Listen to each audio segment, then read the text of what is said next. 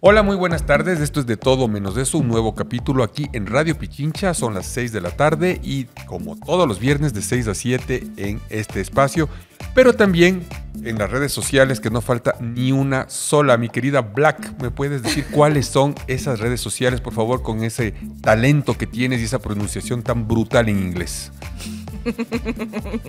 Claro que sí, es Spotify, YouTube, Apple Podcast, Amazon Music, TikTok, Instagram, Facebook y X. Mi querido Álvaro Samaniego, y me habías comentado que el anterior programa fue visto desde unas partes inusuales en el mundo. Sí, Ucrania. Ucrania. Indonesia también tuvimos un reporte bien interesante. Decía muchas frases que yo creería que son hermosas, pero lastimosamente no leo indonesio, pero se veía bien las palabras, las letritas curvaditas así. Y en este programa estamos también aquí en la Fundación Jaime Zapata, porque le tenemos al Jaime Zapata, que ya está como a un par de semanas aquí. Jaime, ¿estás un poco nervioso? No. No estás nervioso, seguro. ¿Cómo sientes ser el fundador de la fundación? Doblemente fundido. Fundación, hasta que funcione, no sabemos. Bueno, en todo caso, el Jaime está nerviosísimo por esta súper invitada que ya les vamos a presentar. ¿Quién es? Mientras tanto, nos presentamos a nosotros mismos. Compañera, curiosa, buscadora de votos, Tatiana Larrea. Escritor, periodista, discípulo de Mafalda y cazador de utopías. Él es Álvaro Samaniego. Cimarrona, multifacética. Desde Esmeraldas, yo soy Black Mama. Documentalista, contador de historias, con demasiado corazón. Nicolás Cornejo.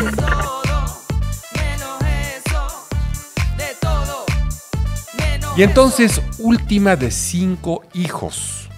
Eso creo que le hizo un poco mimada, pero sobre todo creo que muy sensible. No tengo el gusto de conocerles a los otros hermanos, pero es la última. Ama mucho la naturaleza. Estuve como hace un par de años en el Ilaló. Tiene una casa muy bonita, muy sencilla, pero sumergida en algo que todo mundo añora ahora, que es la naturaleza. Ahí tenía el taller, creo que todavía tiene, y estamos hablando de Ana Fernández, una de las artistas que yo más admiro, más aprecio desde que comencé a entender qué es el arte. No sé si puedo decir el año de nacimiento, pero lo voy a decir, es en el año 63, porque quiero un poco contextualizar su madurez. En todo caso, Ana dice, me contó, me susurró al oído a través del WhatsApp, que junto a Paula Barragán, su gran amiga, que es otra gran artista, amiga de todos, estudiaron como juntas en el Ejido, ¿no? En un instituto que ya nos contarás de qué se trata, y en condiciones peculiares, descalzas, en el piso. ¿Cómo eran esas épocas? ¿Por qué te atrajo el arte, mi querida Ana? Bueno, ahí todavía no le conocía a Paula, pero mi mamá trabajaba. Y entonces tenía que buscar entretención para la hija chiquita.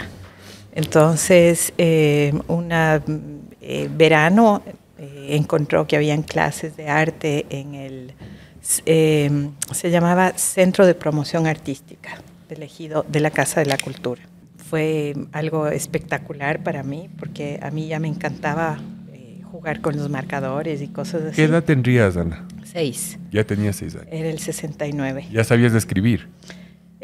Más o menos. Ya escribías, leías. Algo. Lo que se puede.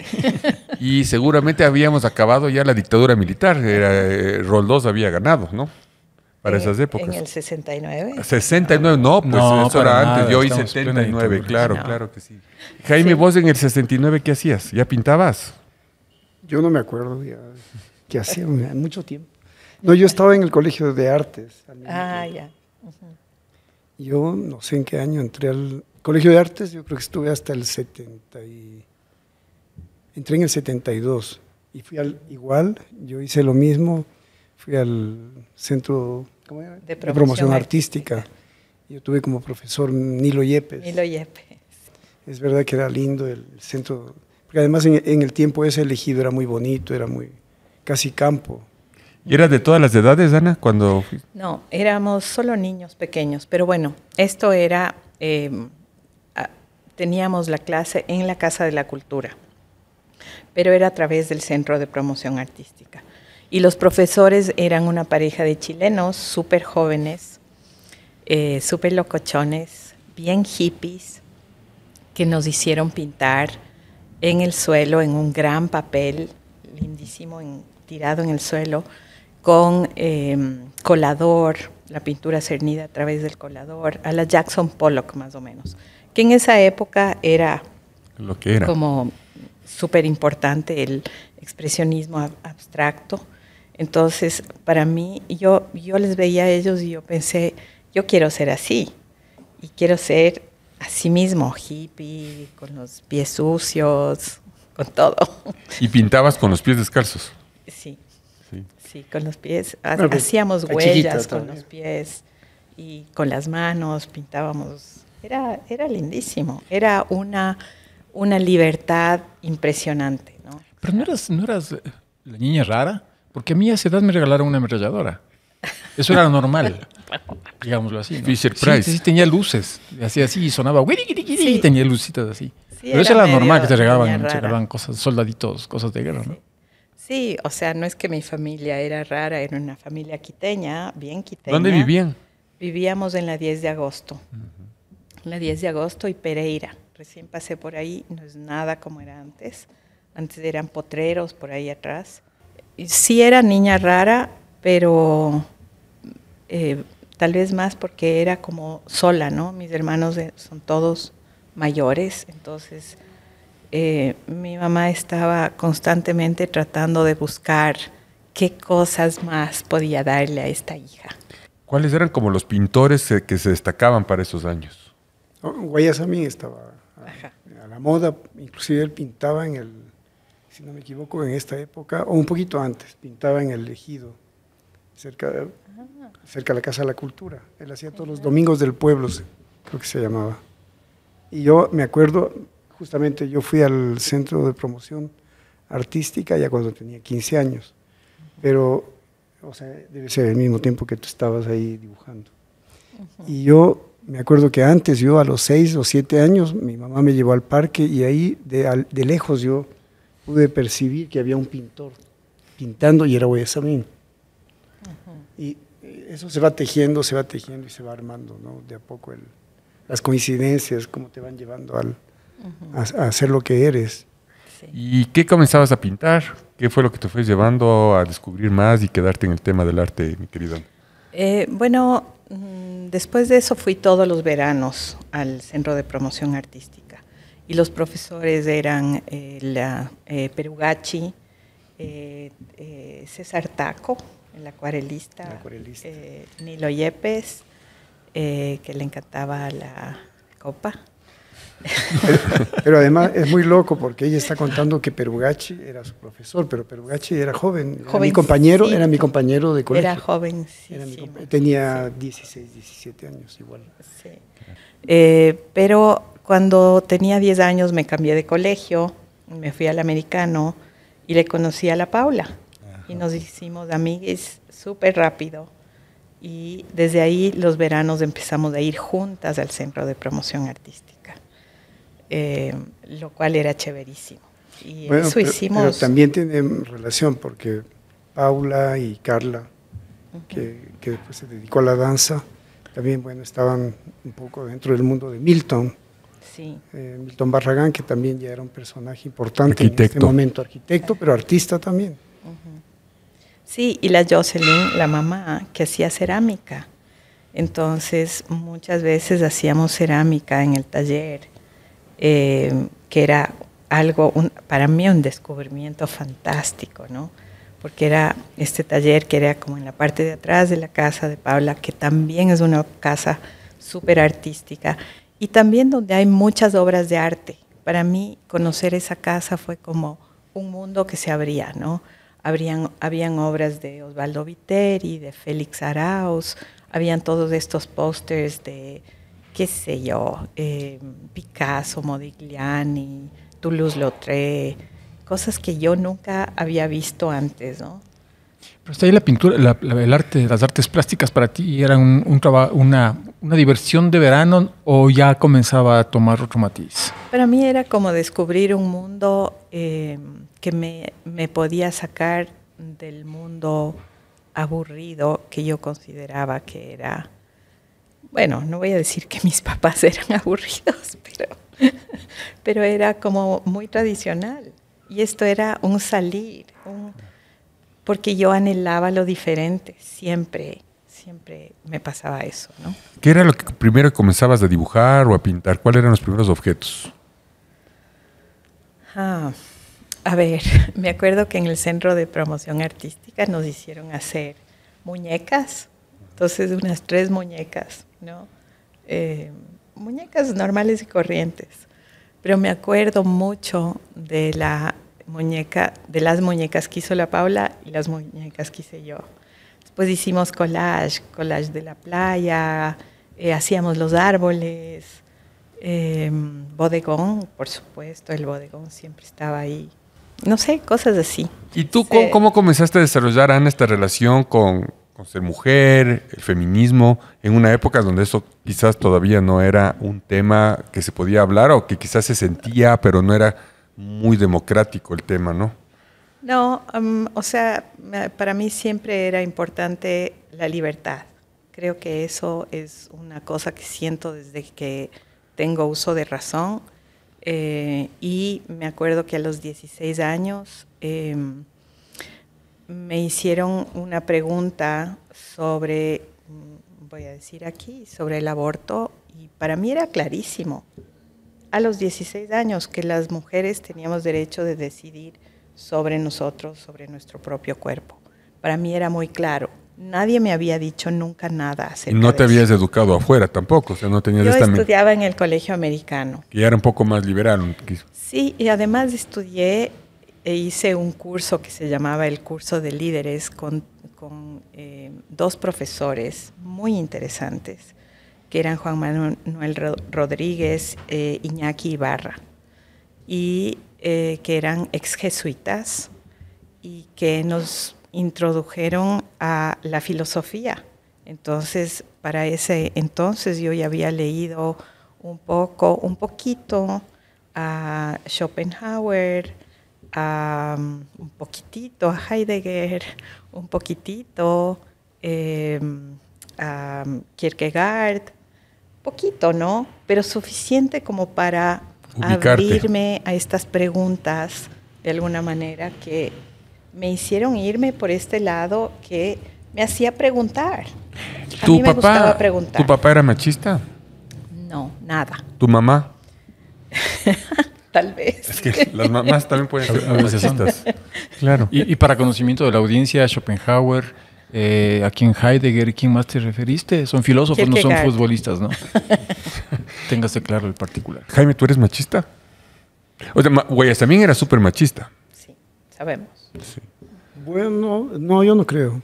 Pero yo pienso que las cosas, yo las veo diferente de lo que tú lo planteas o de lo que ustedes están, porque además crecimos muy juntos, inclusive la mamá de mis hijos, Carmen, estuvo en el americano justo la época esta y tiene tu edad, o sea, tiene la misma. Y entonces, es decir, yo me acuerdo que yo vengo del sur de Quito, entonces Chimbacalle, que puede ser parecido a cualquiera de estas calles que están aquí atrás, ¿no? En la Marín. Eran barrios más bien simples, tranquilos. Habían ciertas familias en Chimbacalle que salían al norte y tenían conexión con el extranjero, con todo. Pero yo nada, pues yo tenía solamente la cosa de la escuela, el colegio y los vecinos. Ese era mi mundo. Y máximo las fiestas de Navidad, fiestas de Quito, y eso era lo cultural para mí. Y entonces había el mismo, ¿cómo se llama? Vicente Rivadeneira, no. El escultor, el escultor que hizo el billete de la cabeza de Rumiñahui, que está en América. En la Indoamérica. Entonces él vivía y tenía relación con la Ciudadela México. Él era el artista, digamos, más importante que he conocido en mi mundo, porque nos hacía máscaras, en Navidad nos disfrazaba, pero después ya vi dibujos que él hacía, era una locura, que ciertos vecinos tenían. Pero en el caso de lo que hablan ustedes, yo viví un mundo completamente, o sea, dentro de lo que es el arte, hablo de lo que es la ciudad de Quito. Yo entré a la Facultad de Artes y había más mujeres que hombres, creo, en la facultad. Y que yo sepa, en las galerías habían bastantes artistas, desde Araceli, había Polit, habían artistas mujeres bastantes en la época y venían también de afuera, venían de Colombia. Entonces no era para mí una idea así De que las mujeres no. No, eso ya no es nuestro tiempo. ¿A qué tipo de libertad te refieres cuando decías que es lo que buscabas? ¿Es una libertad integral? De todo. O sea, yo quería, para mí era muy importante ser libre de hacer lo que quiero, de expresar lo que quiero, de pintar como quiero, y por eso ya cuando estuve en la Facultad de Artes, para mí fue muy difícil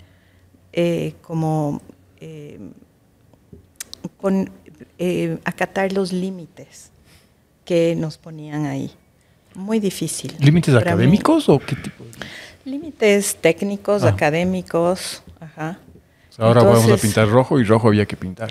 Y hay que hacer el bodegón, y hay que hacer... Yo entré a la facultad 3 meses y no aguanté, yo me salí. Sí, mucha gente no aguantó. O sea... ¿Vos sí aguantaste? Yo aguanté 2 años con las justas. No, casi 3, porque estuve hasta el 2º año. Pasé el preartístico, donde tuve profesores maravillosos. Primero. Segundo, primero, donde tuve a la Carmen Silva, que era la suegra de Jaime. La mejor profesora, la artista más fabulosa que yo aún todavía amo, ¿no? O sea, pero con toda mi alma. Si hay alguien, yo considero que ella me enseñó a dibujar. A mí también. Y yo considero que soy buena dibujante por eso, porque ella me abrió el mundo, ¿no? Con libertad además. Y seguramente todas esas restricciones estaban un poco por la técnica. Había que ser muy técnicos, te enseñaron mucha técnica. El Jaime es terriblemente técnico, como templar, como... Bueno, no en eso, porque ella enseñaba dibujo. Carmen era muy culta. Sí. Entonces, además del dibujo, a través del dibujo te enseñaba otras cosas. Exacto. O sea, realmente era una a construir el cuerpo humano, por ejemplo. Que eso, o sea, yo ahora que soy profesora en la Católica, sé que cuando un estudiante está aprendiendo a dibujar, tiene que aprender a construir, primero que nada, y a balancear.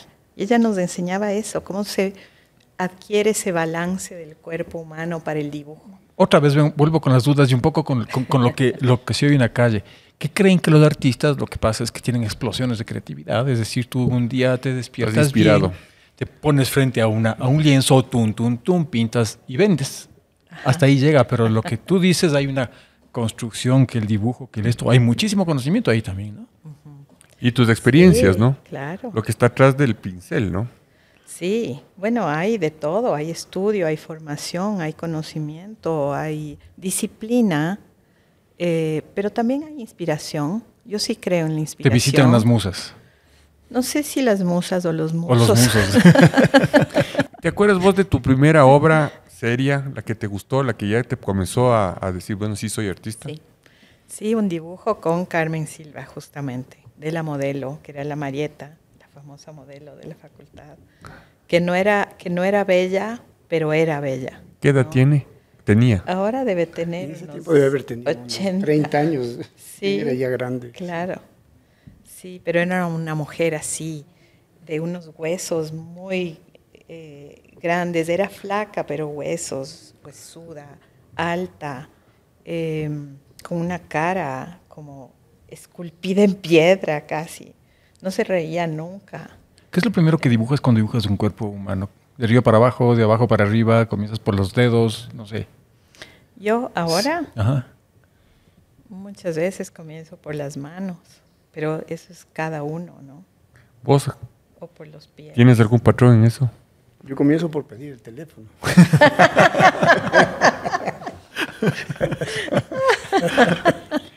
Black, cuando tú ves, desde tu punto, tú eres una feminista, pero absolutamente No soy empoderada. feminista, bebé. ¿Eres? Mujerista. Mujerista, absolutamente empoderadista. Cuando tú ves un ¿Te pareció cuadro, a cuando tú mujeriego o ves... no? Cuando, No, nada. Vamos a pelear. no, para eso estamos, pues, para hablar de todo menos de eso. Sienta la mano. Y ves arte. ¿Qué te incomoda ver? A ver, del arte me incomoda la repetición de realidades inalcanzables. Me incomoda que el arte no muestra lo que yo vivo. El arte que se vende hacia afuera muy rara vez muestra la realidad de donde yo vengo o las historias que se han contado de parte de mi bagaje cultural. Y normalmente cuando lo ves afuera, lo ves folclorizado totalmente. Ves la imagen de la mujer negra hiper recontra que sexualizada, ves la imagen de la mujer indígena recontra que folclorizada, y un montón de cosas que en realidad no, a mi parecer pueden ser arte y pueden ser súper caros, pero a mí no me hacen sentir nada. Entonces, para mí es súper complejo. ¿Qué es lo que me hace sentir? Cuando yo veo que artistas que salen de situaciones totalmente precarizadas, que no pueden llegar a estudiar arte, que no pueden llegar a otros espacios, se dan la manera para representar visualmente estas realidades. Eso a mí me deja sin aliento. Obviamente cada quien tiene su punto de vista y su percepción y lo que sea, pero yo siempre voy a ser una persona que va a tratar de visibilizar las realidades de donde viene. Entonces, al momento de no verlas representadas en el arte, es como, bonito. Y sigo. Qué loco, porque a mí me pasa lo mismo con la música. Totalmente. Con la música también me pasa. No con ninguna música. Y en la poesía. Ana, ¿has hecho arte callejero? Sí, pero puedo... Claro, continuemos. Puedes hacer lo que tú quieras. Me haces pensar ahorita, no sé si conoces la obra, por ejemplo, de Kehinde Wiley, que es este artista afroamericano que es el que pintó el retrato de Obama. Me suena. Es que esto también son cosas como que súper actuales. Por ejemplo, si es que no tienes acceso a esta información, a quién es o a cómo lo hizo, jamás sabré. Claro. Pero son dos pintores, un hombre y una mujer. Amy Sherald, que es la que pintó el retrato de la Michelle Obama. Entre tocayas. Ellos dos lo que hacen justamente es retratar a gente de su entorno. Kehinde, por ejemplo, retrata gente de su entorno, pero como si fueran de la realeza. Pero son negros, ¿no? Son afro y con todo este entorno fabuloso, ¿no? Esto tiene que ver con el concepto de afrofuturismo. Sí, un poco. A mí me encanta el afrofuturismo. Qué buen nombre, ¿no? Sí. Claro. Sí. El afrofuturismo abarca un montón de cosas que no vienen solo con lo pictórico, sino también con el imaginar y poder llevar del imaginario a la realidad todos estos futuros que no serían posibles y no serían viables. Entonces la estética ha sido como que una de las representaciones más fuertes del afrofuturismo que tienen que ver con esto que estás diciendo. Sí. Yo quería decir algo en relación a Ana. Ana vivió, o sea, yo pienso que en Quito la gente más joven tal vez no se acuerden porque no estaban ahí. Pero yo creo que nosotros vivimos un boom quiteño. O sea, nosotros realmente lo que nos pasó a nosotros fue espectacular. O sea, vivimos un momento en el que todo era bueno. O sea, todos los espacios, las calles, la floresta, ¿cómo se llama? La Mariscal. Las galerías. La Mariscal era virgen todavía, no había nada. Yo vi aparecer el primer restaurante de un italiano, después el otro, y soñaba siempre con una terraza, y la única terraza que teníamos era el Dimpi en Amazonas, donde uno podía sentarse con una silla de afuera en la vereda, era el único lugar, no podía ser ninguna. Pero entonces empezamos de a poco a aparecer y llegaron de todo lado. Ahí se creó el Ceceribó, el Pobre Diablo después, posteriormente, el Mala Hierba, llegó el Charo Francés con el Negro Aristides, todo se fue creando y todos éramos amigos. A una exposición íbamos y estábamos todos los mismos. Y todos eran parte de grupos súper activos. Y justamente la onda de Ana y de Paula, que era bastante, yo creo que tenía mucho que ver también con la cuestión del diseño, porque ellos, yo pienso, viéndolo desde mi punto de vista como pintor de óleo, digamos, ellos tenían otra cosa gráfica que es muy importante y que se lo ve ahora en cosas grandes que ellas hacen. ¿Fue frustración? ¿Es cuestión del signo, el horóscopo, la carta astral, tus papás? ¿Por qué tienes esta afición tan estricta por prepararte, por ser tan académica? ¿Qué es lo que realmente me llama la atención de vos? Amor al conocimiento, tal vez. Preguntas, siempre me estoy haciendo preguntas. Y bueno, en mi casa sí había primero había esta noción de que todos íbamos a ir a la universidad. No era un si quieres. Todos íbamos a ir a la universidad. Y todos fuimos, ¿no? O sea, todos tenemos grado universitario. Pero llegaba hasta ahí, hasta el pregrado, digamos. De ahí ya podías hacer lo que quieras. Si eras mujer, ya te podías casar, tener hijos, etcétera. Pero para mí llegó un punto en que no era suficiente. Y también creo que por lo que estaba pasando aquí en los años 90, yo me acuerdo que fue muy importante que haya llegado la Lupe Álvarez acá. Muchos artistas que en esa época éramos jóvenes tomamos su clase que se llamaba Quo Vadis Ars y que realmente nos abrió toda esta ventana al postestructuralismo, a Derrida, Deleuze y Guattari, Foucault. Viste, ya comenzó, ¿viste? Yo te dije.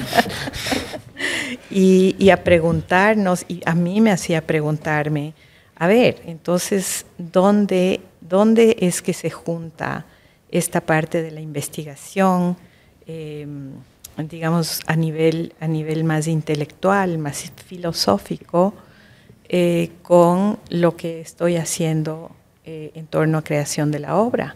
¿Todo este conocimiento te ayudaba a aclarar esas dudas o las profundizaba más todavía? Las profundizaba y me ayudaba. Y ahí te ayudó a sales y vas a vivir a California, ¿no? Bueno, yo viví en California desde el 88. Viví en Italia antes. Hice 2 años de Academia de Bellas Artes en Italia. Y después me fui a California, San Francisco, donde viví desde el 88 hasta el 96. Y después regresé en el 2004 para hacer la maestría. ¿Y tu materia prima era todo lo que habías acumulado en este país y comenzaste a generar un poco de preguntas y respuestas con la academia en una zona totalmente distinta al Ecuador? Sí, que fue algo muy importante en mi formación. O sea, para mí ir a la Academia de Bellas Artes, que se llama academia, pero era lo que yo buscaba, libertad. Que ahí yo llegué y tenía un profesor, Omar Galiani, que me dijo, muy bien todo lo que has hecho, porque veían nuestro portafolio. Ahora te vas a olvidar de todo eso. Te vas a ir a tu taller, nos daban un taller a cada uno, y vas a empezar a crear. Haz lo que tú quieras. Para mí esa fue una crisis tremenda. ¿Te copiaste? Porque siempre me habían dicho, haga el bodegón, haga la modelo, haga esto otro, pula la plancha. Ahí era, vaya y haga lo que le dé la gana. Y yo, ¿qué era lo que me daba la gana? ¿Y no te dijeron, viendo el currículum, lugar de nacimiento, etcétera, etcétera, necesitamos aquí montañitas, yamingos, indios? Los Andes. Los Andes. Estos profesores italianos eran tan poseídos de sí mismos que les importaba un pito, además, ¿no? Eso era algo que a mí no me gustó para nada. Además que todo se trataba como de conquista, ¿no? No sé. ¿Y cuál fue la obra que hiciste esa primera, te acuerdas? Sí, claro. Puse junto un montón de periódicos, les pegué con cola y empecé a pintar encima del periódico. Una especie de collage. Una obra de collage en la base, en la superficie, pero encima de eso era súper abstracto. Entonces, totalmente abstracto. Entonces yo estaba viendo la obra de Yanis Kounelis, la obra de C. Twombly, de, no sé, gente muy abstraccionista y también un poco conceptual, pero yo nunca, yo no me considero conceptual. Me gustan los conceptos, sí, pero mi obra no es conceptual. O sea, Y para mí siempre me ha gustado mucho el color, me ha gustado mucho la expresión, me ha gustado la intuición y no tanto la intelectualización y partir de un concepto y seguir con un concepto y armar todo como si todo fuera solo logos, como si fuera a partir de la lógica y no existiera el mitos. No, para mí, entonces por eso no me considero conceptual, pero lo sé, o sea, y creo que es muy importante saber. Claro, porque mientras pintabas estaba este conocimiento y sobre esta base de los periódicos que dibujaste. No dibujé nada, era solo pintura y pintura color, o sea, color, materia. ¿Te acuerdas qué color predominó? Sí, habían los que uso hasta ahora, que son un rosa muy fuerte, muy intenso, violeta, azul cobalto. ¿Vos qué usas, Jaime? Pasteles. ¿Hay alguna...? No, es que mi historia es completamente distinta. Yo estoy en otra búsqueda que inclusive me ha perjudicado mucho porque justamente yo pasé igual en Francia por toda la... Digamos, me hubiera encantado tener el mismo proceso de ir a una academia, ¿no es cierto? A mí me hubiera gustado ir a San Petersburgo, pero en Francia es distinto, no es la misma línea, es mucho más conceptual que los rusos. Entonces yo más bien lo que hice es, ya que estaba en un mundo tan distinto, tan fuera de lo que yo soy, completamente racionales, completamente cartesianos, como ellos mismos se califican, yo dije, no, yo sí soy barroco, yo me quedo con lo barroco y me voy a quedar, y son 35 años que estoy allá, que lo he hecho en solitario, completamente marginal, que es lo contrario de lo que, digamos, otro movimiento que hubo de acá también se integró a otros movimientos que habían en otros lados, que es lo que yo no he hecho. Ana, ¿tú también eres barroca? ¿Te consideras barroca de alguna manera? Sí. Sí, yo también. Es como que los latinos tenemos esa tendencia al barroquismo, ¿no? Horror vacui. Y una Horror al pregunta, vacío. yo tenía una Horror pregunta al toda la vacío, vida sí. y va a sonar bien ignorante. ¿Cuál es la diferencia entre el barroco y el rococó? A ¿Me ver, suenan igual? Bueno, El ¿sabe rococó es el barroco con Red ¿Sabe Bull. que hay un escultor italiano, que es el italiano, ¿cómo se llama? El que hizo la catedral en Roma. Que él justamente empieza con... Pedro, San Pedro. Brunelleschi, No, es como... Ya me viene. él es del Renacimiento. Y entonces en lo que se caracteriza digamos, el rococó, el barroco, es que hay una perla que es regular y hay una perla que es irregular. Y de ahí parte la idea de no hacer en simetría, porque las cosas como que en simetría se duplican, ¿no es cierto?, de lado a lado, Sino en balanza. sino al contrario, o sea, como se van creando nuevos espacios, en cada espacio se crea otro distinto, y eso va recargándose y va volviéndose lo que es la catedral, digamos, la compañía. La compañía. Entonces tienes todo mezclado, toda forma mezclada y en armonía. Pero además de eso, el barroco implica esta ruptura para los europeos. ¿Por qué? Porque de repente empieza a llegar toda esta información, todos estos productos, todas estas cosas increíbles del nuevo mundo hacia allá. O sea, no solo a nosotros nos llegan unos europeos, digamos, al mundo nativo americano que había aquí, no solo le llegan unos seres barbados y caballos, etcétera, y cosas que al revés también. ¿Y qué es lo que pasa? Hay una inflación semiótica, como dice Bifo Berardi. Inflación semiótica quiere decir que no hay palabras para poder describir lo que venía, que es una piña. Además, gente que fue llevada ya para ser exhibida, ¿no? O sea, era un momento de ruptura completa. Claro, un poco a partir de eso es que se desarrolla después del concepto del ethos barroco, que es más sociológico que estético, ¿no? Y que va a eso, nosotros los latinos tenemos esa tendencia a no tener espacios vacíos, a tener todo con el wiji, la cosita. En la sala de la casa tienes los cojines de la Liga del Barcelona y del Bob Esponja, y atrás tienes 3 lámparas con 4... mete cosas. Porque ¿Cómo es una dijiste? ruptura. ¿Inflación qué dijiste? Semiótica. Ya. Inflamación de la ciática. Esto era el año 98 y llegas con esta inflación al Ecuador vos, porque también pasa eso con todo este mundo de conocimiento, y te topas con el feriado bancario, te topas con el primer levantamiento indígena antes en la época de Rodrigo Borges en el 90. O sea, estamos en una época compleja con el Álvaro, con el Jaime estuvimos en el tema de los bancos, y vos, yo me acuerdo clarito esta exposición, que era... Las valientes. Valientes hombres de mi patria. Valientes hombres de mi patria. Sí. ¿Cómo nace eso? 97. Yo llegué en el 96 acá y entonces quería hacer una exposición. Cargada de esta inflación, ¿no? Bueno, sí. Ya, exacto. Bueno, porque pasé muchos años en San Francisco, donde realmente en inglés se dice coming of age.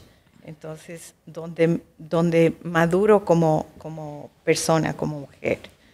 Y entonces llego acá, tengo 2 hijos chiquitos, pero también soy artista a tiempo completo, robándoles el tiempo a los hijos, obviamente. Y voy donde la Betty Wappenstein a pedir una exposición. ¿Qué galería es? La galería. La La galería. galería, sí, que era la galería. La galería. Claro. Entonces la Betty, que me conocía desde hace mucho tiempo, porque yo era muy amiga del Daniel, del hijo, me dice, bueno, preséntame una propuesta. Entonces yo trabajé en la propuesta, trabajé así como muy disciplinadamente en hacer una propuesta, hice unos bocetos. Lo que yo quería es hacer una serie de instalaciones y objetos, porque eso es lo que yo hacía en esa época. Yo no empecé a pintar desde el principio y después me gradué a la instalación y el objeto. Al revés. Yo empecé con objeto e instalación y después me fui a pintar. Entonces, en esa época hice todos estos objetos. Y claro, pasó un poco desapercibida esa exhibición. ¿Qué querías vos demostrar? ¿Qué eran estas valientes hombres? Valientes hombres de mi patria, parte de esta frase célebre de Abdal Abu Karam, que decía, valientes hombres de mi patria. Y un día mi hija, que era chiquita, me dice, ella también recién llegada acá, me dice, ma, ¿por qué aquí solo hablan de los hombres? ¿Por qué nunca hablan de las mujeres? O sea, ¿y por qué no dicen? Esto no era pregunta de ella, pero dijo, ¿por qué solo hablan de los hombres? Entonces yo empecé a darme cuenta que era verdad. Entonces se hablaba del hombre, como para englobar todo. Y no englobabas todo. No englobas todo cuando hablas del hombre. Y todavía, o sea, ayer justo corregía una tesis de maestría de una alumna mía que habla del hombre. Le digo, no hablamos del hombre, hablamos del ser humano. Pero puede sonar como estrambótico ahora para mí, que una persona diga el hombre y crea que engloba todo es absolutamente inaceptable. ¿Por eso es que se consideró esto ahora como una de las primeras muestras del feminismo en el Ecuador? Sí. ¿Hubo crítica? ¿Cómo? No. ¿Qué pasó? Aquí casi no hay crítica, ¿no? Muy poco. A menos que vengan los grupos a pedir que se prohíba por herejes. Exacto, la curia. No, eso te digo que no Pero pasaba. no, En este tiempo no. de bastante libertad. Bla, ¿qué nos tienes para este programa? Me decía, La verdad, no sé. con luz y sin luz. Me encantaría saber. Me encantaría saberlo. Cuéntanos un poco ahí. Una música. Valiente, ¿Tienes algo? valiente Tal mujer vez de mi hablemos patria. un poco más después de Tengo la canción. ¿No tienes algo como, oh Dios mío, dame luz, una cosa así? Chuta, es que Dios mío. cuando yo pensaba en el tema sobre la mujer en el arte y sobre la representación y todo esto, llegué a un punto en el que otra vez, como mujer negra, no me he sentido lo suficientemente representada desde quien hace el arte, pero en cambio la imagen de la negrita con el turbante, que hasta se la vende en Supermaxi en masa y todo esto, es algo que he visto un montón. O sea, siempre se habla de la estética de la mujer negra, de lo folclorizado y de lo bonito que puede llegar a ser al ojo, pero no se habla de las realidades de estas mujeres. Se habla de que ellas llegan a ser las musas, pero no se habla de lo que la musa tiene que vivir para que inspire a. Entonces, creo que también, y también hablar un poco de esto del feminismo y por qué no soy feminista. Dentro de los manejos y los ejes de poder y un montón de cosas, me doy cuenta que como mujer negra no me siento representada en el feminismo actual. No me siento representada en estas movilizaciones gigantescas de mujeres que buscan beneficios para mujeres que se parecen a ellas, más no para mujeres diferentes. Entonces, nada, creo que el seguir hablando de las realidades de estas mujeres diferentes, de estas realidades que se repiten de esquina a esquina, más sin embargo son secretos a voces, me parece sumamente importante hablarlas también desde el arte. Y ahí vamos sí. Desde tu arte. Veamos qué nos cuentas.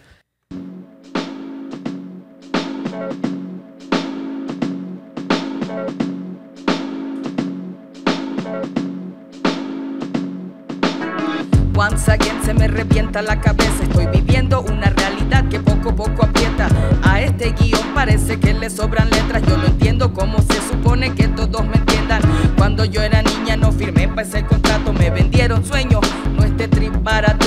Y si es que me preguntan qué es lo que me está pasando, pasa que aquí nada pasa y nada está cambiando. La política pública protege a lo privado saca plata con sudor de proletario. Ese proletario con un ínfimo salario, sin agua y sin luz, ¿cómo pasa? Está pasando. ¿Cómo que lo está pasando? Sin agua y sin luz, como en un cuento mal contado. Here. Oh, oh, oh.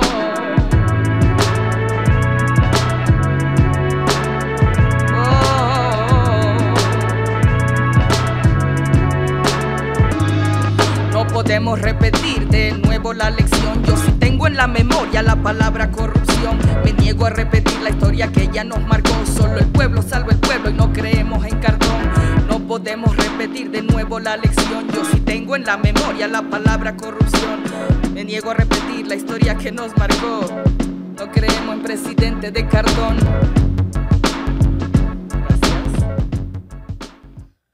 Así quisiera yo inspirarme en las madrugadas, Dios mío. Sin luz. Contarás cómo... Es que a esa hora llega la luz. A esa hora llega. Hermoso. Gracias. Entonces ha pasado los años y resulta que, Ana, ¿probaste la ayahuasca o yagué? No importa todo lo que digas aquí, será usado en tu contra. Yo sé. ¿Lo hiciste? Sí. ¿En qué año, en qué condiciones y con quién? A ver, en el 2014 éramos parte de la Secretaría de Cultura. Una de las asesoras de la Secretaría de Cultura nos presenta a un consultor, entre comillas, y él dice que para hacer la consultoría nosotros tenemos que tomar el yagé con los taitacionas. Nosotros, digo, los 5 que éramos parte de este equipo, todos artistas o del ramo cultural, nos pareció súper interesante. Dijimos, bueno, listo. Entonces, la primera vez que tomé el yagé fue con los taitacionas. ¿En territorio Siona? No, aquí en Quito, en Tumbaco, y después me fui un par de veces al Putumayo. ¿Y le conociste ahí a Ramón Piaguaje? No, conocí a otros Piaguaje, pero no le conocí a Ramón. Es familia de Piaguajes, sí. Claro. Conozco la obra de Ramón Piaguaje, que me encanta. Yo fui compañera de colegio de su hija, de la Sandrita. Saludos, Sandrita. Sandrita Piaguaje. Oye, y con yagé, ¿tú podías ver la misma realidad que muestra Piaguaje en su obra? ¿Tiene alguna relación? ¿Genera algún contacto, un vínculo? No, Ramón Piaguaje no muestra una obra así psicodélica para nada. Es la selva. Tú puedes estudiar biología. La selva es psicodélica. Increíble. A ver, la pregunta. Entonces, tu primera experiencia con yagé o ayahuasca fue en Tumbaco. La segunda ya fue en territorio Siona.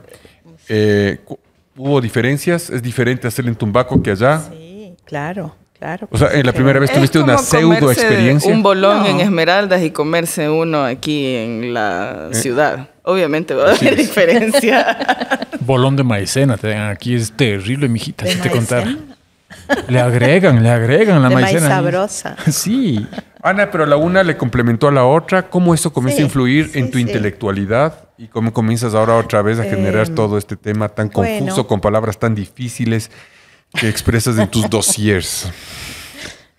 Bueno, yo antes, en el 2013, hice este cuerpo de esta serie que se llamó Masivas concentraciones explosivas de flores atacan a la galaxia gris. Qué espectacular. Me encanta la especificidad del título, amo. Entonces era toda esta exploración así como entre psicodélica y vegetal, o sea, cosas así, muy poco figurativo, era todo como una cosa muy de la fantasía. Y lo que yo quería hacer era justamente contrarrestar este hiperconceptualismo, esta forma de hacer arte que yo sentía que estaba pasando muy fuertemente en el Ecuador, que se iba hacia esta producción muy lógica, muy basada en esta forma de hacer mucho más, para mi manera de ver, mucho más nórdica, más alemana, más a lo Hans Hacke, que es un artista súper conceptual, que sus instalaciones parecen un consultorio, un quirófano.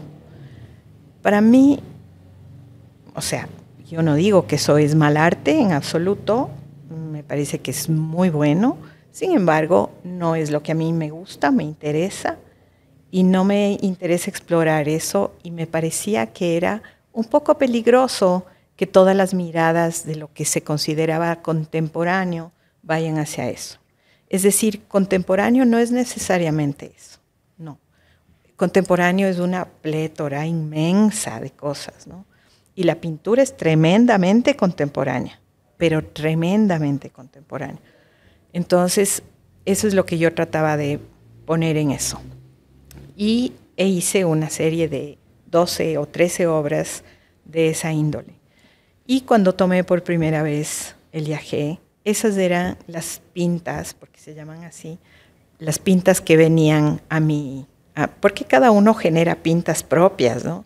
Entonces, para mí las pintas eran eso, eran lo que hice en el Churo del 8,5.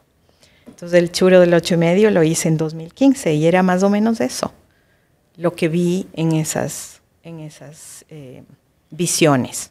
Ahora, yo tengo una pregunta hablando de dentro de lo contemporáneo, el buen arte, el mal arte y qué es lo que sucede y cómo se percibe. Yo quisiera que tanto Jaime como tú me dieran su apreciación de qué es lo que sucede con el graffiti actualmente. Yo he tenido la conversación con varios otros artistas pictóricos y he tenido opiniones desde el graffiti no es arte porque invade espacios, rompe cosas, genera malestar, hasta opiniones como el graffiti es sumamente necesario para que el arte se vuelva asequible a la gente que no puede llegar a una galería, que no puede llegar a otras instancias. La democratización de la cultura. Exacto. ¿Qué me dicen ustedes sobre esto? Si te toca, Jaime, es que no estás hablando nada. Sí. Es que estoy fascinado viendo. Sí, yo también. Estoy asustado por los pensamientos que tendrás, Jaime, en este momento de silencio. Me preocupa mucho. No, porque a mí me encantaría, bueno, a mí también me gusta la filosofía, pero yo no soy tan estudioso como para, digamos, nombrar cosas que me encantaría nombrar dentro de lo que es. Y yo también he estado leyendo mucho a los mismos. Y yo pienso que, a ver, hay dos cosas que te voy a explicar de la manera más correcta y más, digamos, porque puede haber susceptibilidades de mucha gente. Mira, por ejemplo, el arte, lo que llaman arte contemporáneo ahora, en todo el mundo, que son movimientos nuevos que desgraciadamente en los últimos años han estado ligados a las administraciones del Estado burocratización del arte. Porque los profesores, por ejemplo, de la Facultad de Artes ya no eran los mismos de la Escuela de Bellas Artes, sino que ya podían entrar gente distinta. Habían sociólogos, historiadores, y hasta se atrevían sociólogos a dar clases de pintura, por ejemplo. O sea, ha habido todo un cambio, una transformación en los espacios de educación artística. Es decir, las escuelas de arte están ligadas al Ministerio de Cultura, están ligados a los espacios culturales donde se mueve mucho dinero. Entonces hay una distribución del Estado hacia estos organismos que son los que reparten supuestamente la plata y entonces empiezan a adueñarse de estos espacios. Y empiezan a desaparecer los otros espacios que eran los donde se aprendía cerámica, grabado, pintura, dibujo. Empiezan a desaparecer y se crean estos espacios más bien de cadenas burocráticas, que hay que pedir dinero, que hay que recibir dinero, y eso empieza a bajar mucho el nivel, digamos, de producción artística de las ciudades. Y se crean estos espacios donde se crean. Y el único problema que hay es que estos artistas no pueden vivir del arte, porque es un arte que no se puede vender. Y el problema es que estos, digamos, movimientos nuevos han tomado los espacios y han desaparecido los espacios anteriores, en lugar de crear nuevos espacios. Lo mismo pasa con las calles. Antes habían las plazas públicas, aquí teníamos todas las plazas hasta ahora. Nuestras amigas de la Facultad de Artes hasta ahora están, por suerte, en todas las plazas, sentadas con sus esculturas gigantes en todo lado, y eso es el espacio público. Los artistas antes trabajaban para el espacio público, siempre. Los murales, las plazas, las esculturas, los monumentos, todo era hecho por artistas. Entonces, es verdad que vivimos en un mundo bastante pobre en ese sentido estético, donde los tipos que diseñan las ciudades no tienen idea de arte, no tienen ni siquiera idea de que hay artistas. Entonces es una pena que haya llegado a través de esta manera, que el grafiti era una protesta, era una denuncia. Los grafitis son denuncias en las paredes. Y de ahí se va pasando y todavía sigue siendo denuncia. No es arte para mí, sigue siendo denuncia. Ya. ¿Puedo yo? Por prueba, sí, a toda velocidad. Por favor. Bueno, yo sí considero que el patrimonio es un patrimonio vivo. El patrimonio lo hacen hablar las sociedades, los muros, los adoquines, todo viven a través de lo que habla la gente, los artistas, les artistas urbanos. Yo amo el arte urbano. Me dice la Mafo López, que es una también la conozco, curadora, excelente curadora de arte urbano, con un doctorado en arte urbano. Ella dice que yo soy el eslabón perdido entre el arte urbano y el arte contemporáneo. Pero yo amo el arte urbano y considero que es tremendamente necesario. A mí me fascina ver especialmente las cosas que son maravillosas de ver. Ahora en Cuenca acabo de ver cosas fantásticas, inclusive poesía. Hay un artista que está colaborando con Juliana Ortiz Ruano. Hey, un saludo a la Yuli, por favor, lean los libros de la Yuli, son excelentes. Maravillosos. Y entonces están sus poemas y uno de los paste up de uno de esos artistas. Entonces, considero que es una expresión del arte contemporáneo importantísima. O sea, parte de lo que está sucediendo últimamente con el Estado es que el Estado se dio cuenta de cuánta gente de verdad le presta atención a este tipo de expresiones urbanas, al graffiti. Inclusive cuántos jóvenes llegan a arriesgar su propia vida para treparse en lugares donde la policía no los va a agarrar o cosas así. Entonces ya se han empezado a dar desde hace un tiempo esta incursión del arte urbano dentro de lo que se contempla que va a suceder en los barrios y en los espacios y todo esto. Entonces ya vemos murales de la Tuflay o de la Conce de Caro en espacios sumamente importantes, pero sí creo que es bastante necesario esta irrupción. Yo sí creo que es necesario el romper estos espacios, inclusive para decir no hay espacio. Creo que es sumamente importante la expresión totalmente urbana de qué es lo que está pasando con los colores que estamos viendo, con las formas distorsionadas o las formas reales o lo irreal o lo que pueda pasar. Creo que es sumamente importante porque si es que muchos de nosotros no tenemos el acceso a esta escuela de arte, si es que muchos de nosotros no tenemos el acceso a los crayones y la pared en blanco, tendremos el acceso al pedazo de carbón y a la esquina de la casa de la vecina. Tenemos el acceso al baño del colegio. Tenemos al locker. Exacto. Y si a la vecina le molesta, mejor. Exacto. Y también dentro de esto creo que las mujeres... A veces hasta la espalda de la vecina. A veces hasta la espalda de la vecina. Y creo que también las mujeres hemos estado haciendo una marca sumamente fuerte en el espacio del arte urbano. Sí. Específicamente está Lady Pink, que Lady Pink es una de las grafiteras más reconocidas en Nueva York y en el mundo y es ecuatoriana. Es maravilla. Exactamente. Entonces, el que ahora se desarrollen festivales como el de Tonarte y que se hagan todo este tipo de cosas, creo que sí es importante para que estos artistas puedan vivir de su arte. Para terminar, ¿ustedes viven del arte? ¿Pueden vivir del arte? Yo considero que sí, porque para mí vivir del arte es hacer todo lo que hago, pero hago un montón de cosas. Tal vez no es que te dedicas solo a estar en tu taller, pero tal vez eso es lo que sería lo ideal, pero no muchas veces es posible, ¿no? Pero yo sí considero que vivo del arte. ¿Tú, Jaime, vives del arte? Sí, justamente que tú hablaste de los retratos. Por ejemplo, yo hago retratos para llenar un poco el mes, porque toca trabajar. Y entonces cuando hay la posibilidad de hacer un retrato, de que alguien que te hace una comanda, como si es un pedido.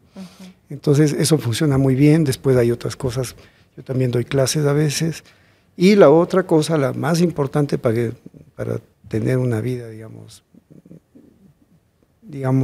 entera en el sentido económico, es tener una vida modesta.